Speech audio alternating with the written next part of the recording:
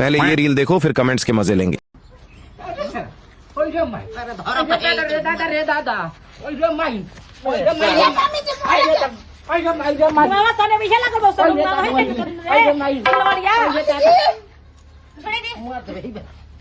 लड़ाई करना नहीं, लड़ चटाई करना। जल्दी वहां से हटो, तोरा माई के तो पानीपत युद्ध नहीं, बोनापत युद्ध। पर्सनैलिटी सही पकड़े हैं। चला जा भोसड़ी के। दुनिया की सबसे छोटी लड़ाई। अच्छा जी।